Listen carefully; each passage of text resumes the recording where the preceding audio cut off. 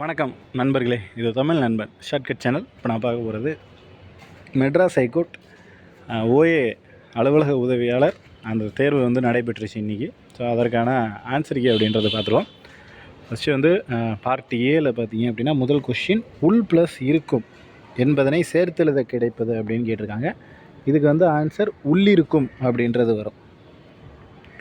அதுக்கடுத்து வறுமை எந்த காலத்தில் டேஸ் குறையாமல், அதாவது வறுமை வந்த காலத்தில் டேஸ் குறையாமல் வாழ வேண்டும் அப்படின்னா ஊக்கம் அப்படின்றது குறையாமல் வாழ வேண்டும். அடுத்து வானில் டேஸ் கூட்டம் திரண்டால் மழை பெய்யும் அப்படின்னு கேட்டிருக்காங்க. அதாவது முகில் அப்படிங்கிறதுக்கு இன்னொரு பெயர் மேகம் அப்படின்றது. மேகம் திரண்டதுனா தான் மழை வரும் அப்படின்றது தான். அதுக்கடுத்து நேற்று இன்று என்பதை சேர்த்தெழுத கிடைப்பது என்ன அப்படின்னு கேட்டிருக்காங்க. இதுக்கு நேற்று இரவு அப்படின்றது ஆன்சராக வரும். அதுக்கடுத்து எல்லாருக்கும் எளிதில் பொருள் விளங்கும் சொல் என்ன சொல் அப்படின்னா இயற் சொல் தான். இயற் சொல் எல்லாருக்கும் எளிதில் பொருள் விளங்குற மாதிரி இருக்கும். அடுத்து எதிர் ஒலித்து எனும் சொல்லை பிரித்து எழுத என்ன கிடைக்கும் அப்படின்னா எதிர் ப்ளஸ் ஒலித்தது அப்படின்றது வரும். இந்த ஆப்ஷன் தான், சி ஆப்ஷன் கரெக்டான விடை. அதுக்கடுத்து நாம் இனிய சொற்களை பேச வேண்டும், டேஸ் துன்பப்பட வேண்டும். இல்லையேல், அதாவது இல்லையேல் அப்படின்றது தான் இந்த இடத்துல பொருத்தமான இணைப்பு சொல் அப்படின்றது. அடுத்து நூலகத்தில் இருப்பது நூல்கள், சரியான விடை. இதுக்கு இதழ்களை குவிப்பதால் பிறக்கும் எழுத்துக்கள் என்னென்னு கேட்டிருக்காங்க. உ மற்றும் மு அப்படின்றது தான் இதழ்களை குவிப்பதால். நீங்கள் அப்படி சொல்லி பார்த்தீங்கனாலே தெரியும். அடுத்து குயில் கூவும் அப்படின்றது தான். மரபு ஒலி கூவும் அப்படிங்கிறது.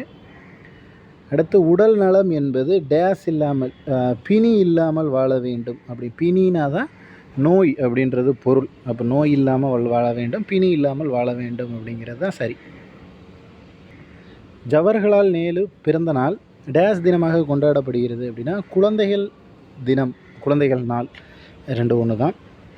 பொங்கல் திருநாள் டேஸ் மாதம் முதல் நாள் கொண்டாடப்படுகிறது. அதாவது தை மாதம் முதல் நாள் பொங்கல் தினம் கொண்டாடப்படுகிறது. ஏற்றுமதி என்ற சொல்லுக்கான எதிர்ச்சொல் என்ன அப்படின்னா இறக்குமதி அப்படிங்கிறது. சரியான விடை. என் வீடு டேஸ் உள்ளது, என் வீடு அங்கே உள்ளது அப்படின்றது சரி.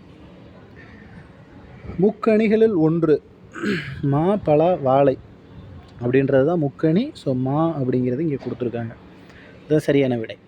அடுத்து பெண்களுக்கு நிகராக பாரதிதாசன் கூறுவது அப்படின்னா பாரதிதாசன் மயிலை தான் பெண்களுக்கு ஊமையாக, மயில் அப்படின்னு பெண்களை மயில் அப்படின்ற மாதிரி ஊமையாக எடுத்து கூடியிருக்கார். ஸோ அதனால் பெண்களுக்கு நிகராக மயில் தான் இந்த இடத்துல சரியான விடை. பின்வருவனவற்றுள் இறந்த கால வினை முற்று எது? அதாவது வினை முற்று பெற்றிருக்கணும், இறந்த காலமாக இருக்கணும் அப்படின்னா அது படித்தான் அப்படின்றது தான் சரியான விடை.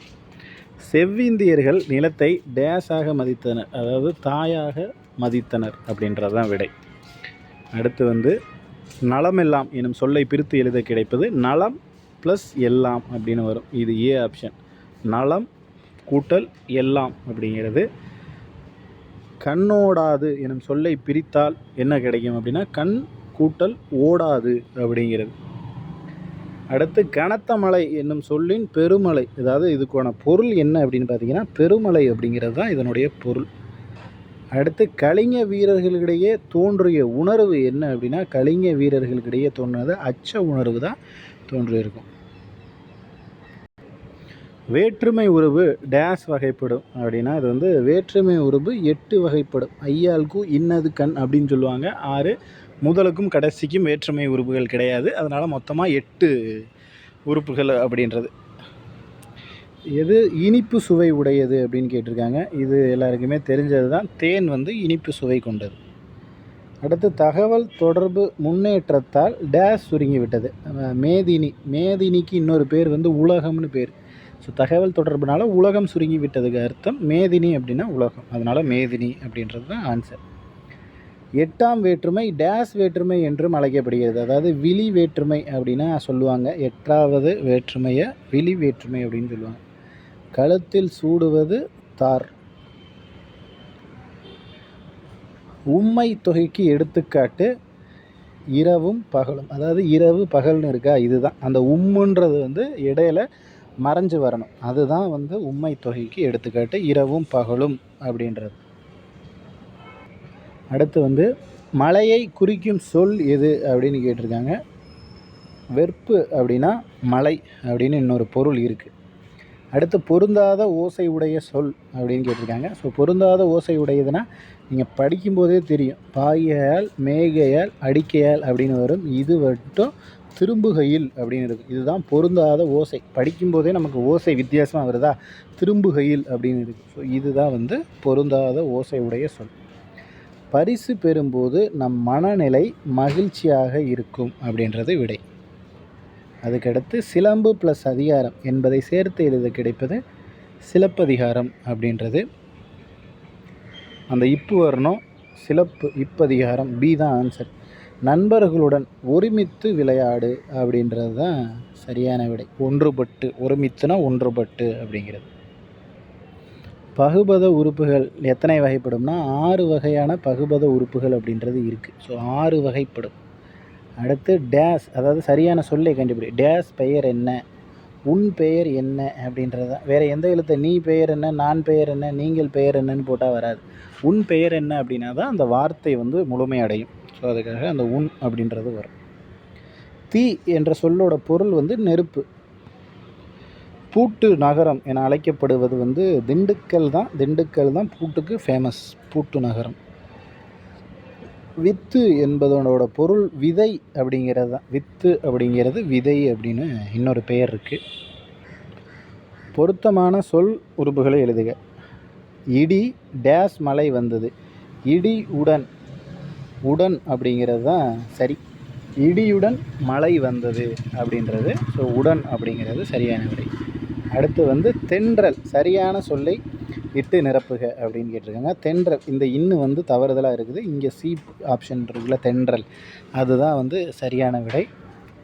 அடுத்து சரியான சொல்லை பிரித்து எழுதுக. நானிலம் என சொல்ல வந்து பிரித்து எழுதணும் அப்படின்னா 4 கூட்டல் நிலம் அப்படின்னு வரும். ஸோ இதுதான் சரியான விடை நானிலத்துக்கு. உரிய சொல்லை கொண்டு நிரப்புகன்னு கேட்டிருக்காங்க. நீ ஊருக்கு சென்றாய் அப்படின்னு வந்து சொல்லணும்.